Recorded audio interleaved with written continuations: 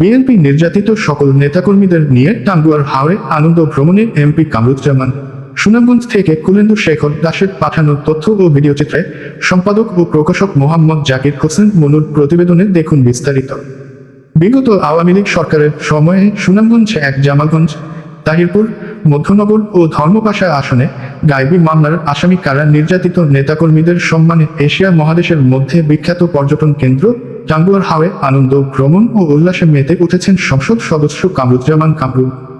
শুক্রবার সকাল থেকে বিকাল পর্যন্ত এই 4টি উপজেলার সকল বিএনপি ও সকল সহযোগী সংগঠনের নেতৃবৃন্দদের নিয়ে স্পিডবোট ও নৌকায় করে হাজারো নেতাকর্মীদের নিয়ে টাঙ্গুয়ার হাওরে যান সুনামগঞ্জ 1 আসনের এমপি হাওর বন্ধু কামরুজ্জামান কামরুল। এমন ব্যতিক্রমী প্রশংসনীয় উদ্যোগ উপলক্ষে আনন্দ ভ্রমণ ও আলোচনা সভা অনুষ্ঠিত হয়। কেন্দ্রীয় কৃষক দলের সহজ সাধারণ সম্পাদক ও জেলা বিএনপির সদস্য আলহাজ আনিসুল হকের সভাপতিত্বে ও তাহিরপুর উপজেলা বিএনপি যুগ্ম আহ্বায়ক জনাব আলীর সঞ্চালনায় আনন্দ ভ্রমণ ও আলোচনা সভায় প্রধান অতিথি হিসেবে উপস্থিত থেকে বক্তব্য রাখেন বারবার কারা নির্যাতিত নেতা হাওর বন্ধু সুনামগঞ্জ 1 আসনের সংসদ সদস্য কামরুজ্জামান কামরুল। সভায় বিশেষ অতিথি হিসেবে উপস্থিত থেকে বক্তব্য রাখেন ধর্মপাশা উপজেলা পরিষদের সাবেক চেয়ারম্যান আব্দুল মোতালিব খান, মধ্যনগর উপজেলা বিএনপি আহ্বায়ক আবে হায়াত, জামালগঞ্জ উপজেলা বিএনপি সাবেক সভাপতি নুরুল হক আফিন্দি, ধর্মপাশা উপজেলা বিএনপি যুগ্ম আহ্বায়ক আব্দুল হক, তাহিরপুর উপজেলা বিএনপি যুগ্ম আহ্বায়ক মেহেদি হাসান উজ্জ্বল ও রাকাবউদ্দিন। অনুষ্ঠান শেষে প্রায় 800 গায়েবী মামলার আসামি কারা নির্যাতিত নেতাকর্মীদের মাঝে ক্রেস্ট বিতরণ করেন সংসদ সদস্য কামরুজ্জামান কামরুল। এমপি সাহেবের দৃষ্টি আকর্ষণ করছি মঞ্চের আসামি বন্ধুরা, নৌকায় যারা আছেন আপনারা মঞ্চের সামনে অনেক চেয়ার ফাঁকা আছে, দয়া করে আপনারা চেয়ার আসে বসুন। এমপি মহোদয়ের দৃষ্টি আকর্ষণ করছি আপনি অনুষ্ঠানটা রহমান আমাদের মধ্যে উপস্থিত হয়েছেন জনাব শাহজাহান, শাহ মোহাম্মদ শাহজাহান আমাদের মধ্যে উপস্থিত।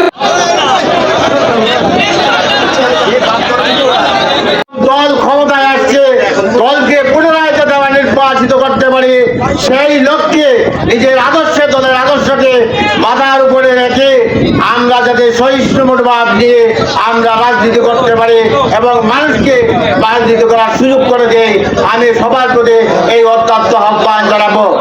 আমরা যদি মনে করি যে আমরা যারা নির্যাতিত হয়েছি, মামলা হামলার শিকার হয়েছি তারাই দলের মালিক, এটা কিন্তু ভুল হবে।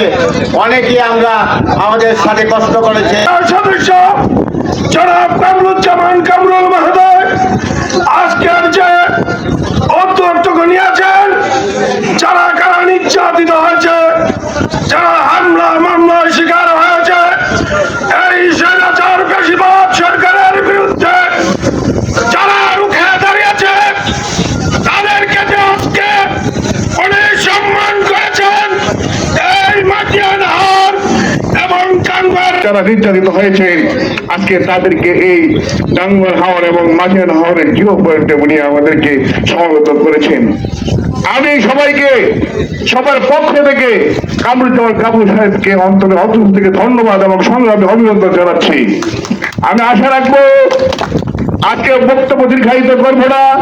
আমি এখান থেকে বলতে চাই, আমাদের এই সুনামগঞ্জ 1 আসন থেকে যা শুরু হয়েছে, যেভাবে আমাদের মাননীয় সংসদ সদস্য যেভাবে আমাদের কারা নির্যাতিত মানুষদেরকে যে মূল্যায়ন করেছেন, প্রতিটা জেলায় জেলায় প্রতিটা সংসদ এরিয়ায় এভাবে নেতা কর্মীদেরকে মূল্যায়ন করা উচিত।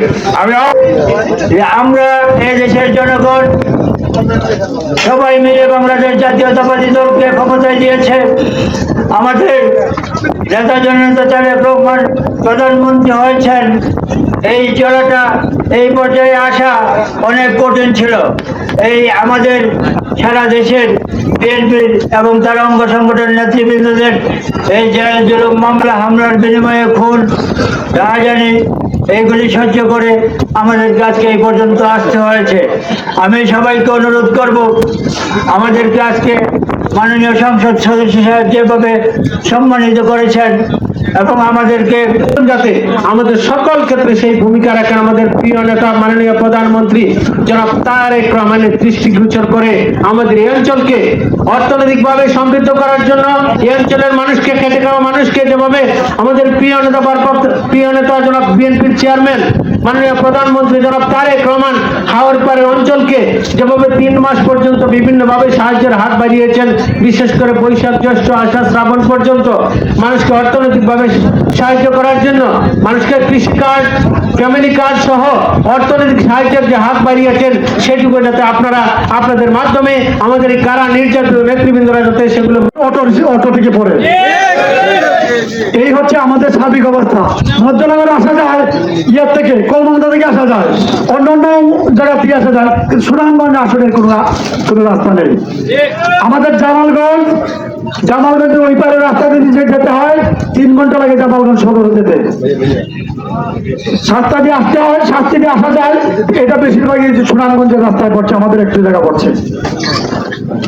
আমাদের তাহিরপুর, এটা পর্যটন হওয়াতে তাহিরপুর ধর্মপাশা থেকে, সুনামগঞ্জ থেকে শুধু ইয়েতে আসা যায়, তাহিরপুর আসা যায়। কোনো ইউনিয়নের সাথে যোগাযোগ নেই, কোনো ওয়ার্ডের সাথে যোগাযোগ নেই। এই যে চরম অবস্থা আমাদের, এই অবস্থা থেকে উত্তরণ করার জন্য সকলে মিলে সকলের সহযোগিতা লাগবে।